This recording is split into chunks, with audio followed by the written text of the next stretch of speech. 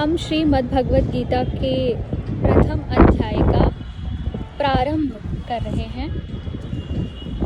तो श्री भगवान ने अर्जुन को निमित्त बनाकर समस्त विश्व को श्री गीता के रूप में जो महान उपदेश दिया है, यह अध्याय उसकी अवतारणा के रूप में है। इसमें दोनों ओर के प्रधान योद्धाओं के नाम गिनाए जाने के बाद मुख्यतया अर्जुन के बंधु नाश की आशंका से उत्पन्न मोहजनित विषाद का ही वर्णन है।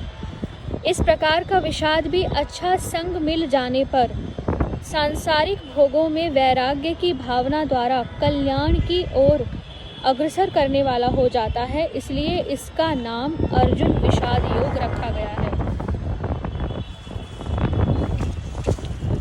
भगवान ने अर्जुन से पूछा कि अर्जुन, जब मैं युद्ध ही नहीं करूंगा तब तुमने क्या समझकर नारायणी सेना को छोड़ दिया और मुझको स्वीकार कर लिया? अर्जुन ने कहा, भगवान, आप अकेले ही सबका नाश करने में समर्थ हैं, तब मैं सेना लेकर क्या करता?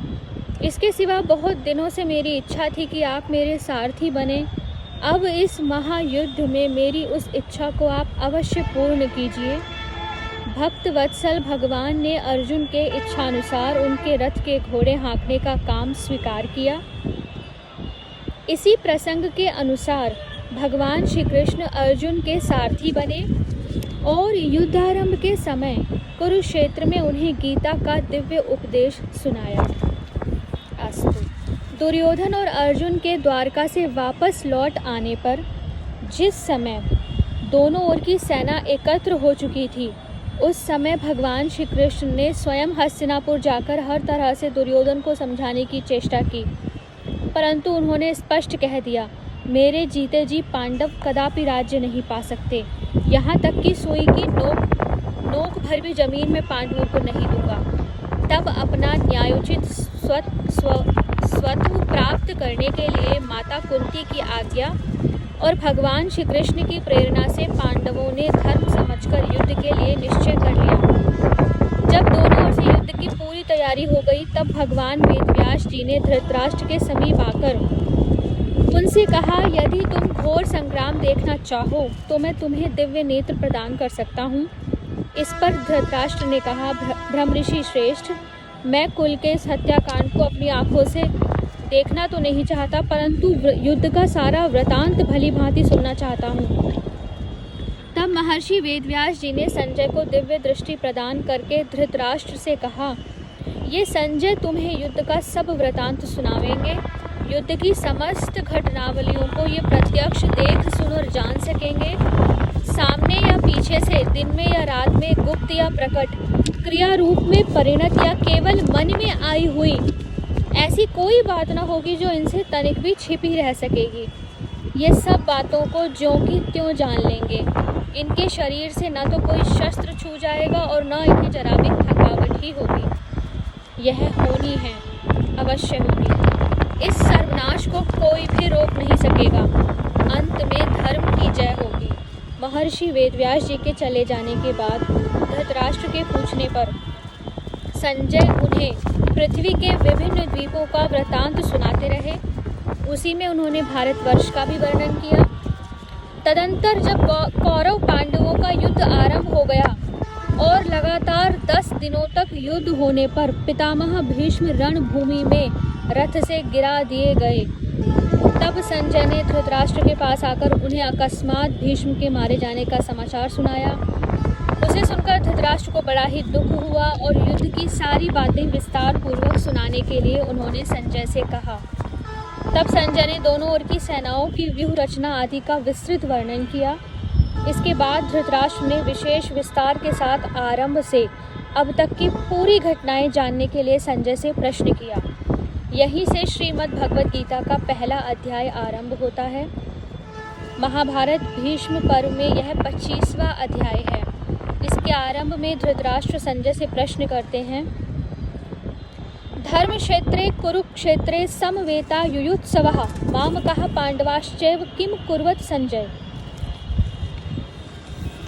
धृतराष्ट्र बोले, हे संजय, धर्म भूमि कुरुक्षेत्र में एकत्रित युद्ध की इच्छा वाले मेरे और पांडु के पुत्रों ने क्या किया? कुरुक्षेत्र किस स्थान का नाम है और उसे धर्म क्षेत्र क्यों कहा जाता है? महाभारत वन पर्व के 83वें अध्याय में और शल्य पर्व के 53वें अध्याय में कुरुक्षेत्र के महात्म्य का विशेष वर्णन मिलता है। वहाँ इसे सरस्वती नदी के दक्षिण भाग और दृष्टद्वती नदी के उत्तर भाग के मध्य में बतलाया है। कहते हैं कि इसकी लंबाई चौड़ाई 5-5 योजन थी। यह स्थान अंबाले से दक्षिण और दिल्ली से उत्तर की ओर है। इस समय भी कुरुक्षेत्र नामक स्थान वही है। इसका एक नाम समंत पंचक भी है। शतपथ ब्राह्मण आदि शास्त्रों में कहा है कि यहाँ अग्नि, इंद्र, ब्रह्मा आदि देवताओं ने तप किया। राजा कुरु ने भी यहाँ बड़ी तपस्या की थी तथा यहाँ मरने वालों को उत्तम गति प्राप्त होती है। इसके अतिरिक्त और भी कई बातें हैं जिसके कारण उसे धर्म क्षेत्र या पुण्य क्षेत्र कहा जाता है। धृतराष्ट्र ने मामकः पद का प्रयोग किन के लिए किया है और पांडवः का किन के लिए, और उनके साथ समवेतः और युयुत्सवः विशेषण लगाकर जो किम अकुर्वत कहा है उसका क्या तात्पर्य है? तो इसका उत्तर है कि मामकः पद का प्रयोग धृतराष्ट्र ने निज पक्ष के समस्त योद्धाओं सहित अपने दुर्योधन आदि 101 पुत्रों के लिए किया और पांडवा पद का युधिष्ठिर पक्ष के सब योद्धाओं सहित युधिष्ठिर आदि 5 भाइयों के लिए। समवेतः और युयुत्सवः विशेषण देकर और किम अकुर्वत कहकर धृतराष्ट्र ने गत 10 दिनों के भीषण युद्ध का पूरा विवरण जानना चाहा है कि युद्ध के लिए एकत्रित इन सब लोगों ने युद्ध का प्रारंभ कैसे किया, कौन किससे कैसे भिड़े और किसके द्वारा कौन किस प्रकार और कब मारे गए। भीष्म पितामह के गिरने तक भीषण युद्ध का समाचार धृतराष्ट्र सुन ही चुके थे, इसलिए उनके प्रश्न का यह तात्पर्य नहीं हो सकता कि उन्हें अभी युद्ध की कुछ भी खबर नहीं है और वे यह जानना चाहते हैं कि क्या धर्म क्षेत्र के प्रभाव से मेरे पुत्रों की बुद्धि सुधर गई और उन्होंने पांडवों का स्वत्व देकर युद्ध नहीं किया, अथवा क्या धर्मराज युधिष्ठिर ही धर्म क्षेत्र के प्रभाव से प्रभावित होकर युद्ध से निवृत्त हो गए, या अब तक दोनों सेनाएं खड़ी ही हैं, युद्ध हुआ ही नहीं और यदि हुआ तो इसका क्या परिणाम हुआ इत्यादि। तो संजय कहते हैं, दृष्ट्वा तु पांडवानीकं व्यूढ़ं दुर्योधन स्तदा आचार्यमुप संगमय राजा वचनमं ब्रवीत। संजय बोले, उस समय राजा दुर्योधन ने व्यूह रचना युक्त पांडवों की सेना को देखकर और द्रोणाचार्य के पास जाकर यह वचन कहा। चूंकि ये टीका है तो इसमें हर श्लोक के शब्दों की व्याख्या की गई है कि ऐसा क्यों कहा गया। जैसे प्रश्न यहाँ पे आया कि दुर्योधन को राजा कहने का क्या अभिप्राय है, तो संजय के द्वारा दुर्योधन को राजा कहे जाने में कई भाव हो सकते हैं। दुर्योधन बड़े वीर और राजनीतिज्ञ थे और शासन का समस्त कार्य दुर्योधन ही करते थे, या संत सभी को आदर दिया करते थे और संजय संत स्वभाव के थे,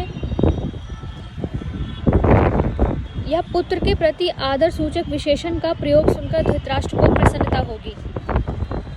दूसरा प्रश्न उठता है कि व्यूह रचना युक्त पांडव सेना को देखकर दुर्योधन आचार्य द्रोण के पास गए, इसका क्या भाव है? भाव यह है कि पांडव सेना की व्यूह रचना इतने विचित्र ढंग से की गई थी कि उसको देखकर दुर्योधन चकित हो गए और अधीर होकर स्वयं उसकी सूचना देने के लिए द्रोणाचार्य के पास दौड़े गए। उन्होंने सोचा कि पांडव सेना की व्यूह रचना देख सुनकर धनुर्वेद के महान आचार्य गुरु द्रोण उनकी अपेक्षा अपनी सेना की और भी विचित्र रूप से व्यूह रचना करने के लिए पितामह को परामर्श देंगे। तीसरा प्रश्न आता है कि दुर्योधन राजा होकर स्वयं सेनापति के पास क्यों गए? उन्होंने अपने पास बुलाकर सब बातें क्यों नहीं समझा दी? यद्यपि पितामह भीष्म प्रधान सेनापति थे, परंतु कौरव सेना में गुरु द्रोणाचार्य का स्थान भी बहुत ऊंचा और बड़े ही उत्तरदायित्व का था। सेना में जिन प्रमुख योद्धाओं की जहां नियुक्ति होती है, यदि वे वहां से हट जाते हैं तो सैनिक व्यवस्था में बड़ी गड़बड़ी मच जाती है। इसलिए द्रोणाचार्य को अपने स्थान से न हटाकर दुर्योधन ने ही उनके पास जाना उचित समझा।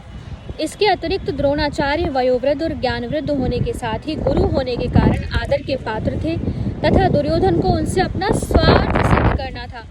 इसलिए भी उन्हें सम्मान देकर उनका प्रिय पात्र बनना उन्हें अभीष्ट था। पारमार्थिक दृष्टि से तो सबसे नम्रतापूर्वक सम्मान युक्त व्यवहार करना कर्तव्य है ही। राजनीति में भी बुद्धिमान पुरुष अपना काम निकालने के लिए दूसरों का आदर किया करते हैं। इन सभी दृष्टियों से वहां जाना उचित ही था। तो ये अभी 2 श्लोकों की व्याख्या हमने पढ़ी और ये कोई आसान काम नहीं है। हम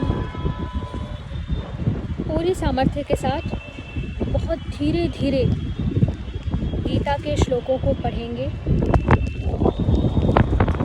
ईश्वर से प्रार्थना करेंगे कि वो हमें सामर्थ्य दे, शक्ति दे गीता जी के अध्ययन करने की, उसके परम तत्व जो कि ज्ञान रूप में अंतर्निहित है उसको समझने की हमें ईश्वर शक्ति दे।